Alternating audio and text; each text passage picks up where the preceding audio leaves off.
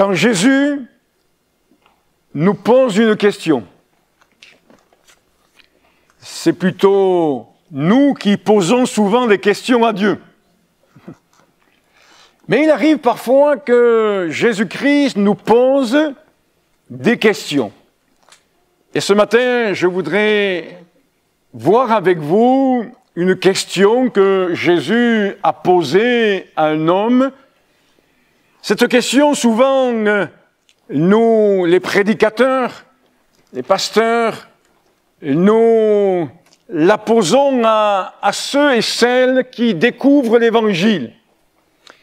Ceux et celles qui ont besoin de faire l'expérience de la nouvelle naissance, de la conversion. En d'autres termes, pour m'appuyer sur la Bible ce matin, de pouvoir passer des ténèbres à son admirable lumière, puisque cette question de Jésus a été posée à un homme aveugle. Et la Bible nous dit que lorsque nous sommes sans Christ, lorsque nous sommes sans Dieu, lorsque Dieu n'a pas pris place encore dans notre vie pleinement, comme cela est révélé dans l'enseignement de Jésus, nous sommes dans un aveuglement spirituel, nous sommes dans un manque d'éclairage au niveau de notre pensée, de notre esprit, et cet aveuglement nous amène vers la fosse, nous amène vers une mort spirituelle. Alors ce matin, je ne veux pas que nous puissions simplifier le texte biblique ou simplement considérer ce texte que pour ceux et celles qui ont besoin de vivre la nouvelle naissance, mais je voudrais que nous puissions aborder ce texte pour chacun d'entre nous. C'est dans l'évangile de Marc que nous lirons le témoignage de la grâce de Dieu, de la puissance de Dieu, de l'amour de Dieu à l'égard de l'homme, de la femme, de l'humanité en règle générale, et donc de chacun d'entre nous. Marc, chapitre 10, nous lirons à partir du verset 46.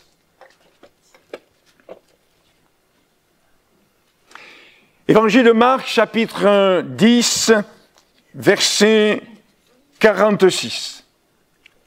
Je vais essayer de lire lentement pour que les enfants puissent suivre le texte.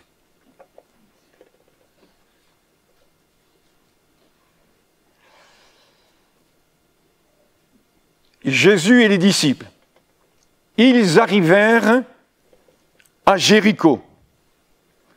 Et lorsque Jésus en sortit avec ses disciples et une assez grande foule, le fils de Timée, Bartimée, mendiant aveugle, était assis au bord du chemin.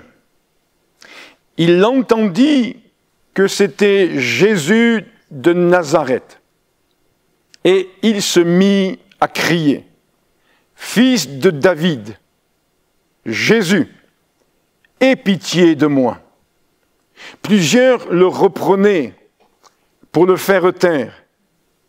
Mais il criait beaucoup plus fort, « Fils de David, aie pitié de moi. » Jésus s'arrêta et dit, « Appelez-le. » Ils appelèrent l'aveugle en lui disant, « Prends courage, lève-toi, il t'appelle. » L'aveugle jeta son manteau et se levant d'un bond, vint vers Jésus.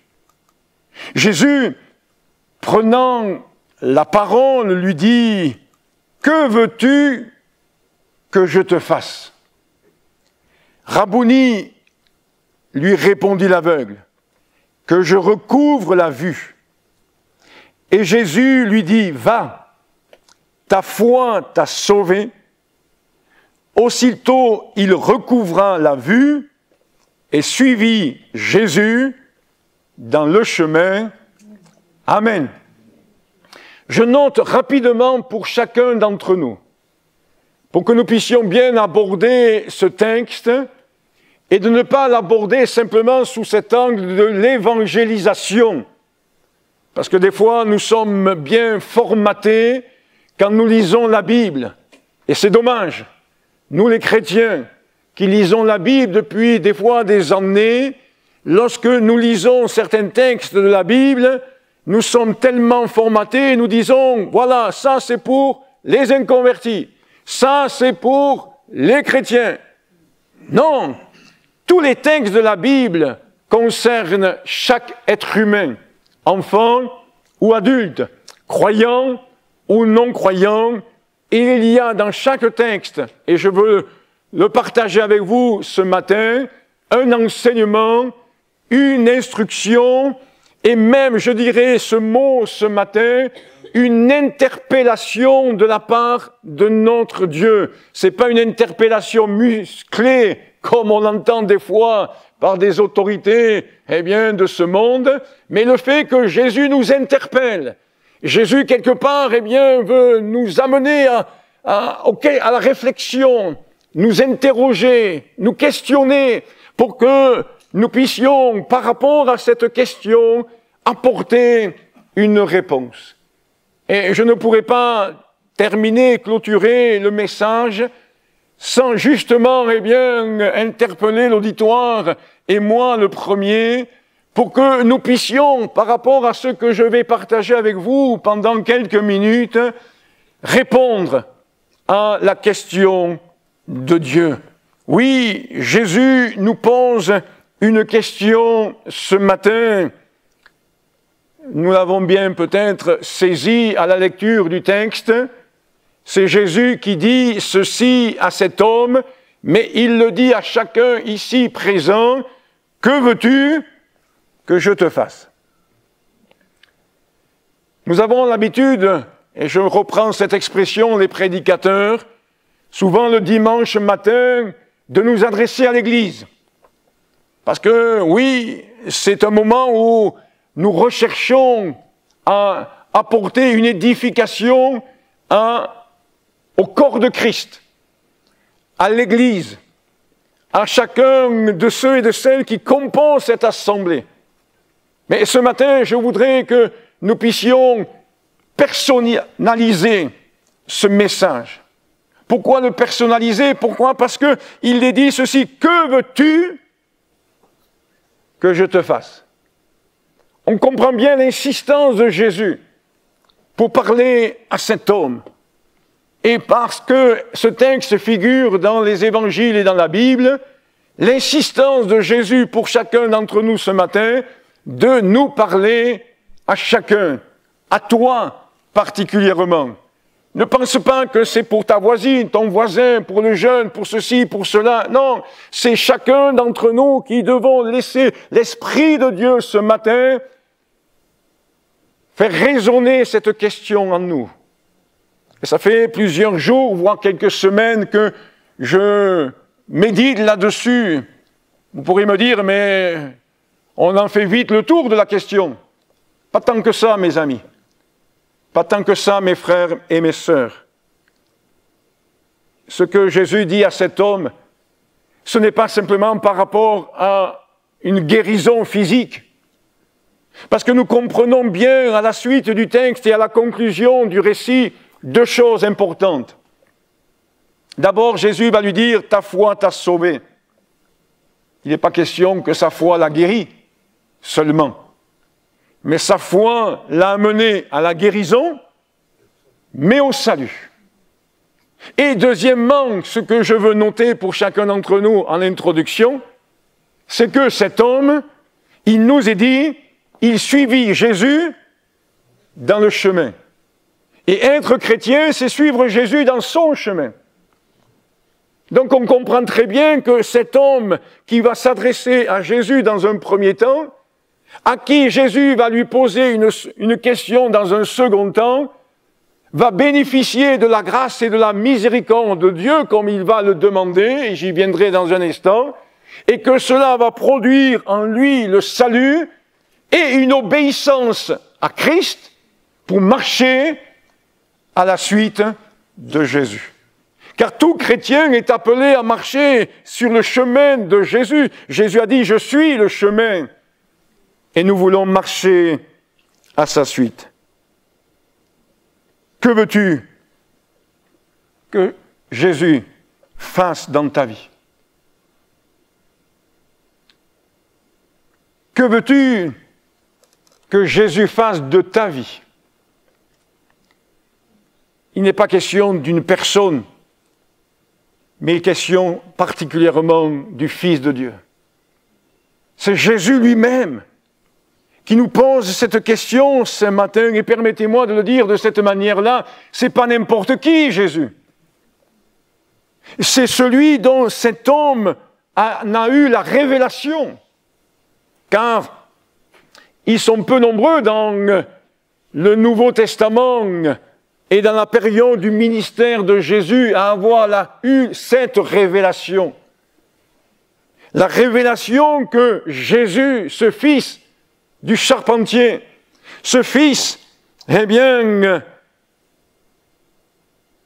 d'homme, ce Jésus de Nazareth, était aussi le Fils de David, le Fils de Dieu, celui qui était attendu, le Messie, le Christ. Et c'est ce qui va interpeller dans un premier temps le Seigneur Jésus. Et nous avons eu les uns et les autres, et je vous le souhaite à chacun, la révélation que Jésus n'est pas un simple homme, mais qu'il est le Christ, le Fils de Dieu. Celui dont l'humanité a encore besoin aujourd'hui pour trouver la paix, le salut et l'espérance. Et donc, ce n'est pas n'importe qui nous pose la question. Et celui qui nous pose la question est capable de faire. Que veux-tu que je te fasse?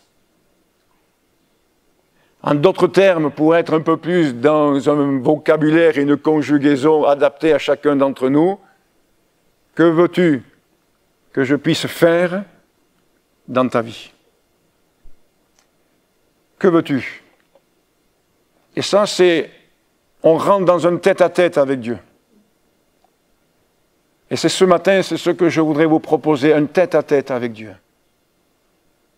Que veux-tu que Jésus puisse faire dans ta vie? Et j'élargis la pensée, même si je l'ai déjà dit. Que veux-tu que Jésus puisse faire de ta vie? Car les deux vont ensemble. C'est notre vie.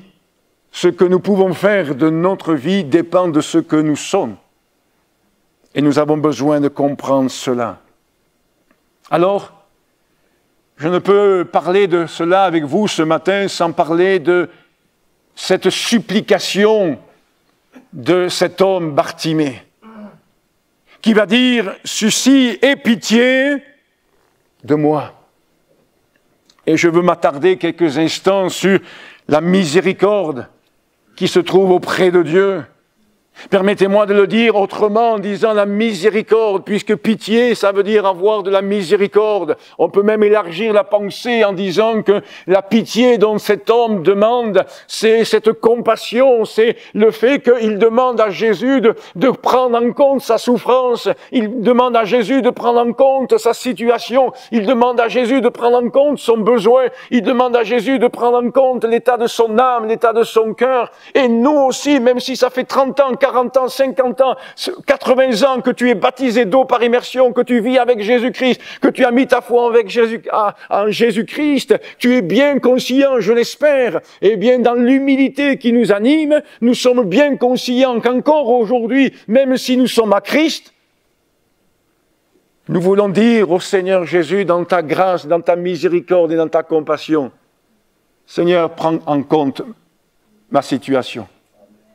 Prends en compte mon besoin. Prends en compte ma souffrance.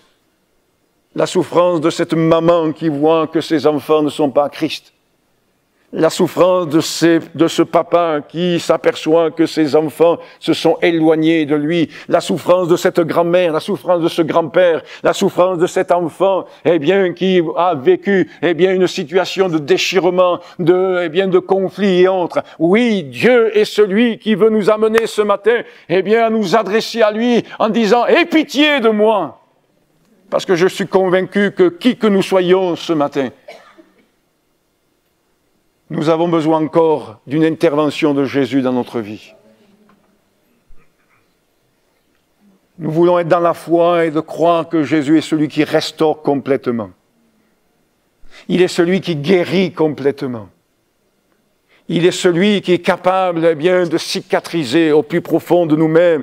Et cela ne peut se faire que parce que, Dieu est un Dieu de miséricorde. Dieu est un Dieu de compassion. Et j'ai besoin encore de la compassion de Dieu. Le psalmiste dira ceci, même si c'est un psaume particulier, parce que on le trouve répétitif. Le psaume 136.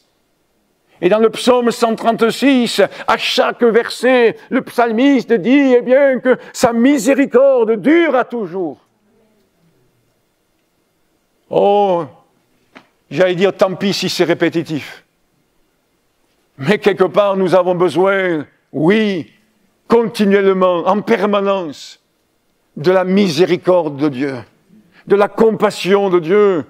Dieu le révélera autrement, avec un autre mot, avec un autre vocable. Il le révélera à Paul, lorsque Paul, demande à Dieu d'intervenir, demande à Jésus d'intervenir par rapport à un problème qu'il a. Et Dieu va lui dire ceci, ma grâce te suffit. En d'autres termes, tu as ma miséricorde. Je suis miséricordieux à ton égard. Je suis plein de compassion à ton égard. Aie foi dans ma miséricorde, dit Dieu. Aie foi dans ma compassion. Aie foi dans cette grâce qui est capable d'être suffisante pour te permettre d'avancer, de continuer le combat, de persévérer malgré les larmes, de persévérer malgré les souffrances, de persévérer malgré la solitude, de persévérer malgré toutes les épreuves, les vicissitudes et les combats de ce monde. Les tempêtes de ce monde, comme nous l'avons dit cette semaine, dans la tempête, quelle grâce, Jésus est là. Et c'est une preuve de son amour et de sa miséricorde. Cet homme ne demande pas la guérison.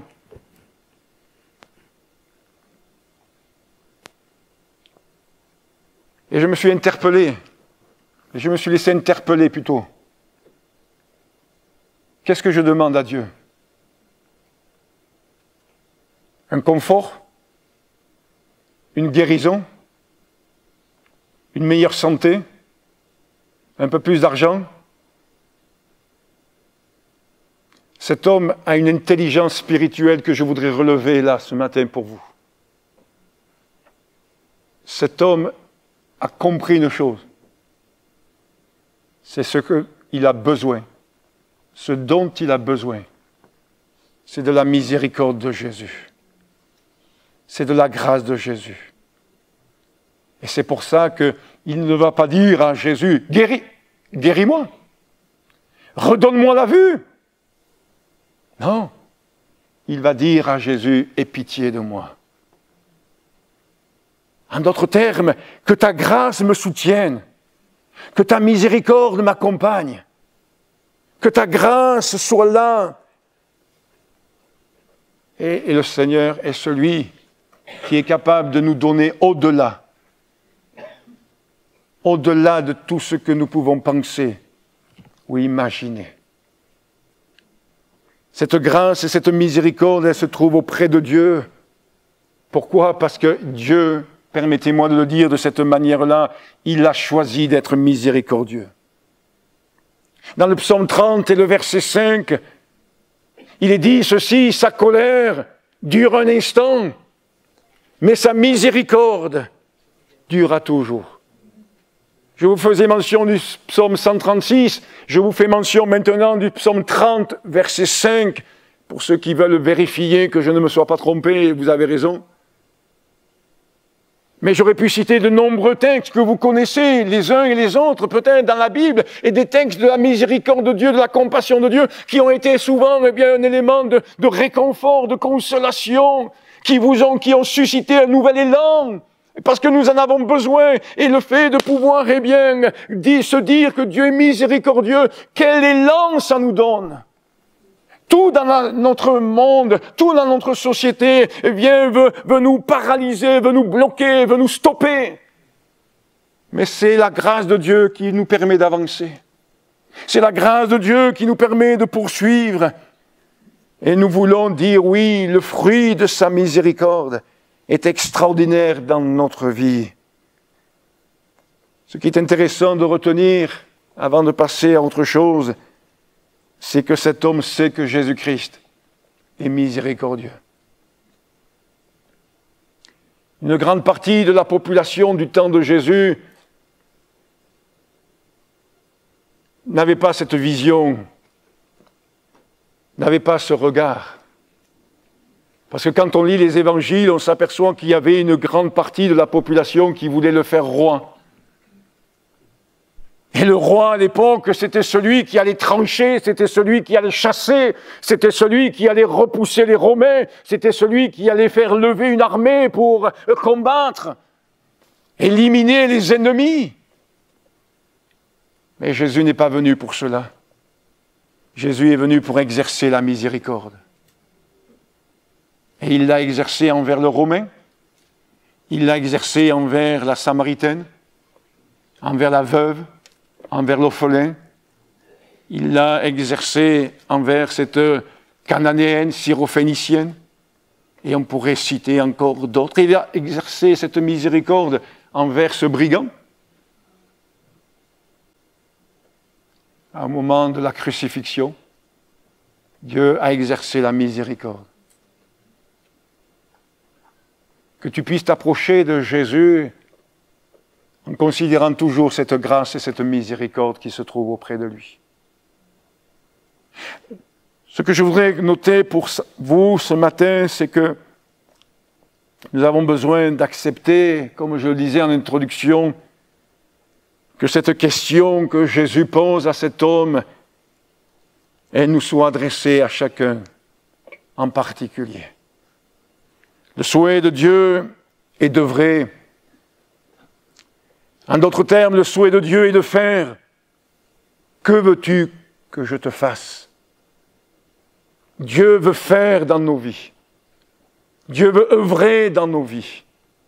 Dieu veut œuvrer en nous, agir en nous. Le mouvement est en lui. L'action est en lui. Ne considérons pas un seul instant, une seule seconde, un seul centième de seconde que Dieu est dans l'immobilisme, que Dieu ne veut pas agir. Bien au contraire, Dieu est en mouvement et son esprit est là pour pouvoir, encore agir, œuvrer au milieu de son peuple et dans ta vie. Et si Dieu a mis dans ta vie, son esprit, c'est pour que l'esprit de Dieu te vivifie, te donne la vie, et que ce soit un esprit qui communique, qui agisse, qui œuvre, et qui amène la nature de Dieu, le caractère de Dieu, et même les projets de Dieu à son apogée dans ta vie, dans ton cœur, dans ton âme. Et ça concerne chacun ici présent. J'étais tout petit comme les enfants qui sont là devant et certains au fond, et j'avais compris de choses. J'avais pas beaucoup compris des choses de Dieu parce que c'est vrai, ça nous échappe quand on a 7 ans, 8 ans, 9 ans, mais j'avais compris une chose, c'est que Dieu, il avait des projets pour ma vie. Et ça, c'est extraordinaire de savoir que Dieu a des projets pour nous. Dieu veut faire une œuvre dans notre vie.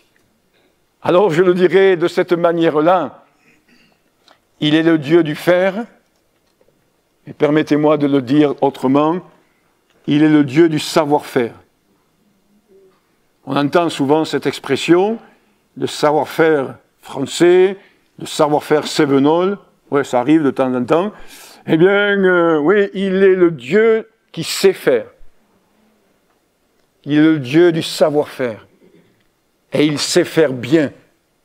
Et nous voulons le croire. Au-delà de nos impressions, au-delà de nos regards des fois qui sont embués par rapport à bien des choses, nous voulons confesser que Dieu sait faire. Et il le fait bien. Il est le Dieu du savoir-faire en nous. Et donc, cette question est là pour résonner en nous, parce que, oui, quand je vous interpelle, et c'est au-delà de moi, je le crois, c'est la parole de Dieu, que veux-tu que je te fasse? Ça nous révèle bien le souhait de Dieu d'agir dans nos cœurs, dans nos pensées et dans nos corps. Rappelez-vous ce que je vous disais tout à l'heure, cet homme, Bartimée, ne va pas simplement être guéri physiquement dans son corps, mais eh bien, il va y avoir une délivrance, un salut complet qui va lui être révélé. Et à la lumière de sa parole, nous savons qu'il est capable de faire. Parce qu'au travers de sa parole, nous voyons qu'il agit dans un domaine, dans un autre. Et notre foi n'est pas basée sur ce que nous voyons ou nous ne voyons pas, mais notre foi, elle est basée sur la parole de Dieu. Et Dieu ne fait exception de personne. Et si Dieu a su faire dans la vie de quelqu'un une œuvre glorieuse de salut, de guérison, de réparation, de restauration, eh bien, d'épanouissement, alors, eh bien, crois-le, Dieu peut le faire aussi dans ta vie. Nous savons qu'il est capable de faire. J'en ai parlé il y a quelques dimanches en arrière, lorsque j'ai prêché sur le fait que nous étions des vases d'argile, des vases fragiles. Et j'ai fait mention de ce chapitre 18 du prophète Jérémie, où il nous est dit, et il nous est présenté Dieu comme étant le divin potier. Je ne veux pas y revenir là-dessus, mais qu'est-ce que nous lisons au verset 4 de ce chapitre? Il nous est dit, tel qu'il trouva bon de le faire. Et je veux mettre l'accent sur le faire de Dieu. Dieu sait comment faire. Je lisais un message d'une personne cette semaine, ou pas plus tard que hier matin plutôt, pour être vrai. Et je lisais ce témoignage parce que je savais que cette personne chrétienne devait amener une personne à l'écoute de l'Évangile dans une église, pas ici mais ailleurs. Alors, je demandais des nouvelles, comment ça s'était passé. Et cette personne qui découvrait l'Évangile pour la seconde fois, parce qu'elle était déjà venue une première fois dans une église, cette personne va être interpellée. Et je vous résume les choses de la manière suivante. Cette personne était dans l'auditoire, elle posait des questions, et dans la seconde qui suivait, et dans l'instant qui suivait, le pasteur répondait à la question. La personne s'interpellait ou était dans la réflexion, et puis quelques instants après, dans la prédication, il y avait un éclairage qui était apporté. C'est tout frais, c'est tout nouveau, mais je veux confesser ce matin que Dieu sait faire.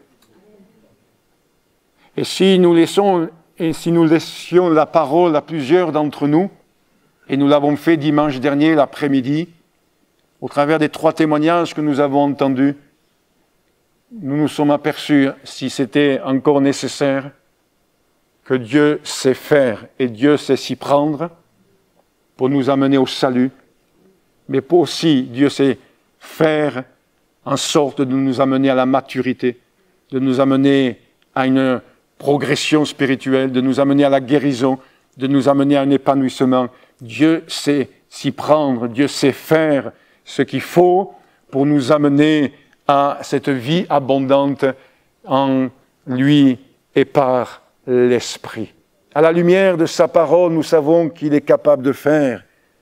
Et parce qu'il est le divin potier, il sait comment trouver les moyens de faire en nous ce qu'il a prévu pour notre bien-être. Et je me suis posé cette question.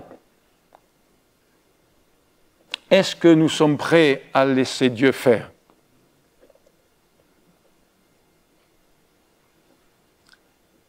Est-ce que nous sommes prêts à laisser Dieu faire? Jésus va poser cette question à cet homme, « Que veux-tu que je te fasse ?» C'est vrai, il va lui répondre la question que nous aurions sans doute donnée tous, unanimement. Mais je me suis posé la question, est-ce que je permets à Dieu de faire dans ma vie ce qu'il a prévu de faire? En d'autres termes, est-ce que nous le voulons? Que veux-tu? Et ce veux-tu a travaillé mon cœur. Et je vous le dispense ce matin. Que veux-tu? Que voulons-nous personnellement, individuellement?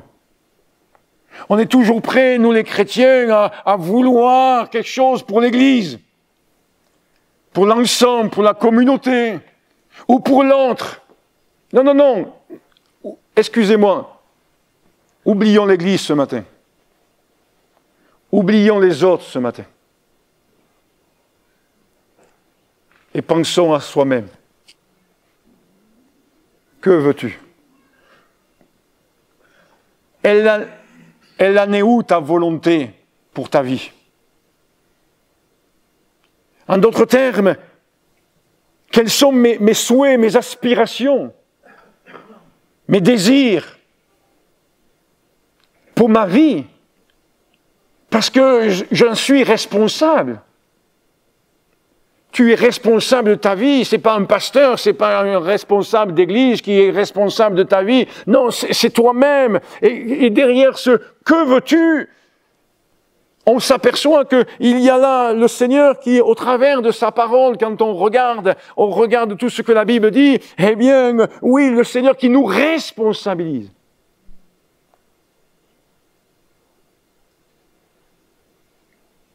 Et je vous ai déjà fait part qu'au tout début de ma conversion, je sortais de l'adolescence avec tout son lot de rébellion, de colère et autres, quoique après, quand on a 50 ans, ça arrive aussi.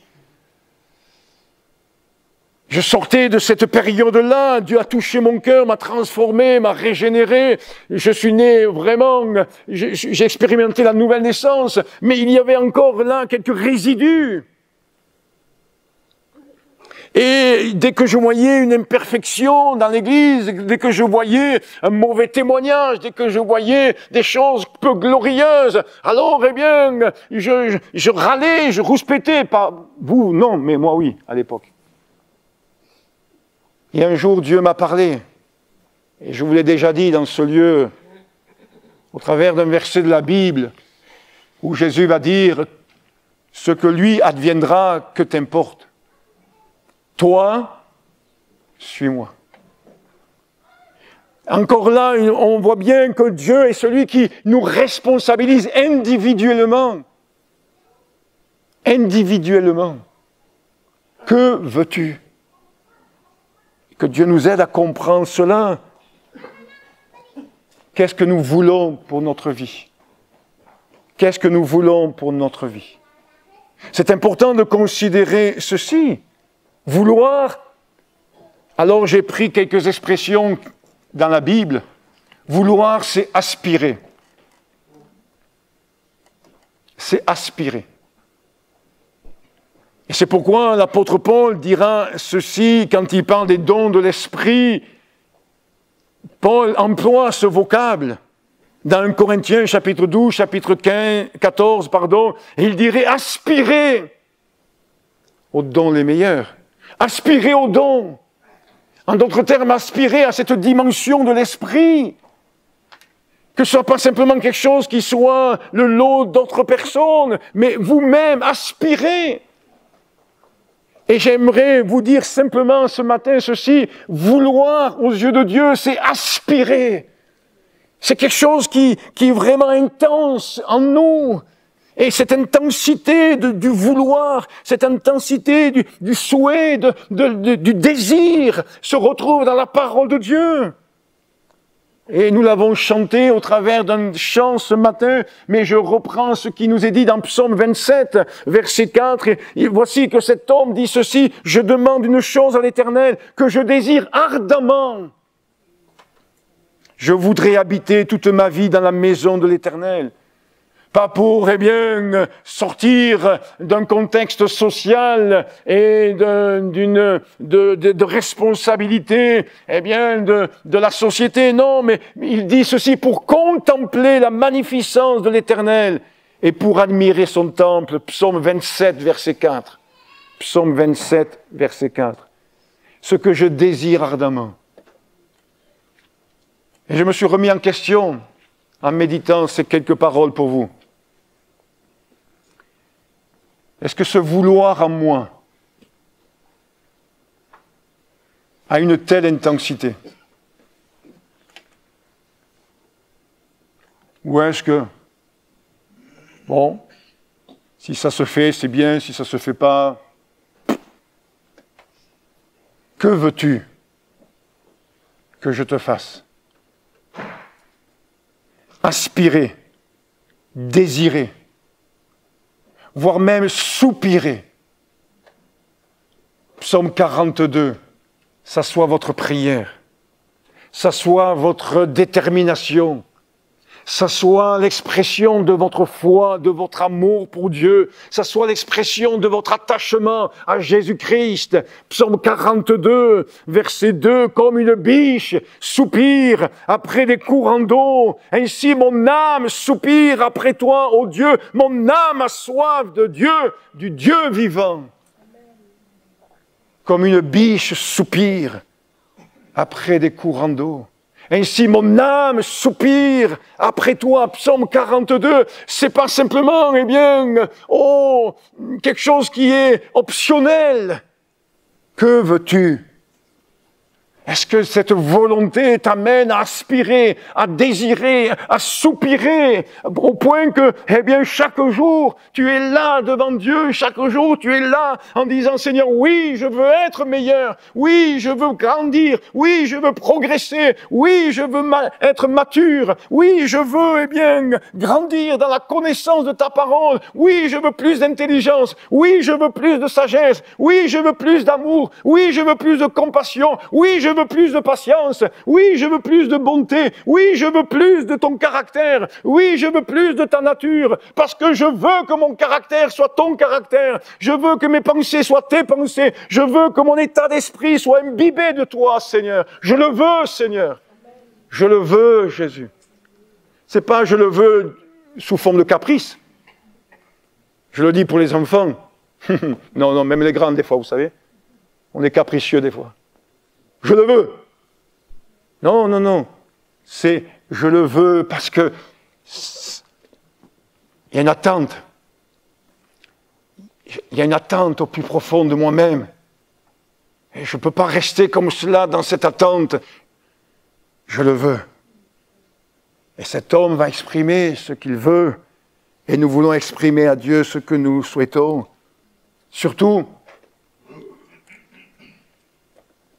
et combien c'est un verset sur lequel je me base et je le partage souvent, Dieu est capable de créer en nous le vouloir. Dieu est capable de produire en nous le vouloir. Moi qui vous parle ce matin, j'ai besoin régulièrement de dire, Seigneur, donne-moi le vouloir. Parce que je suis de la même nature que vous.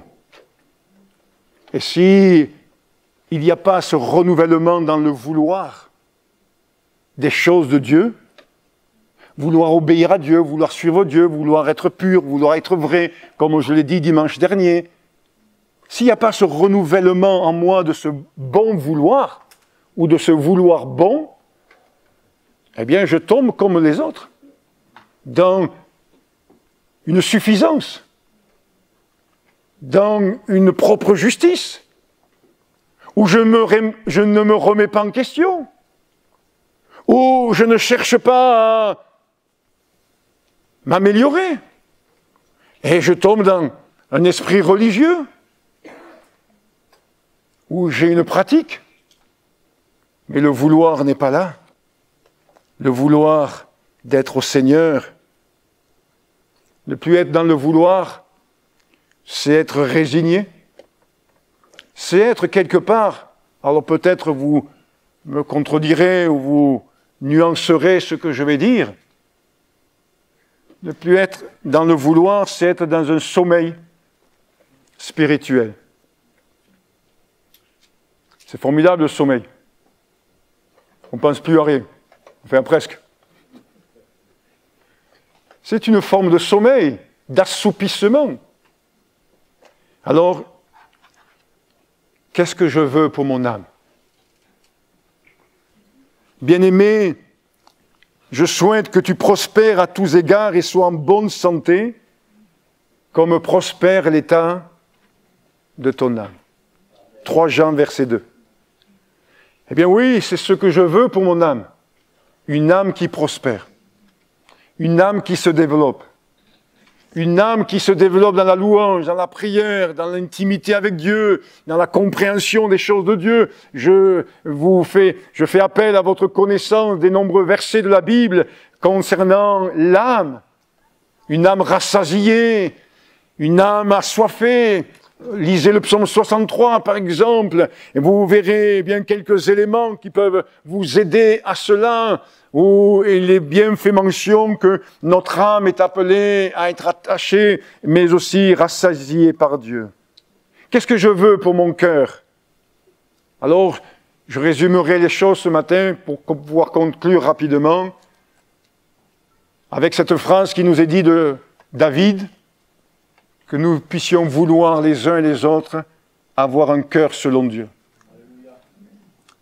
C'est la barre est assez haute, mais pas trop haute. Avoir un cœur selon Dieu. Qu'est-ce que je veux pour le domaine de mes pensées?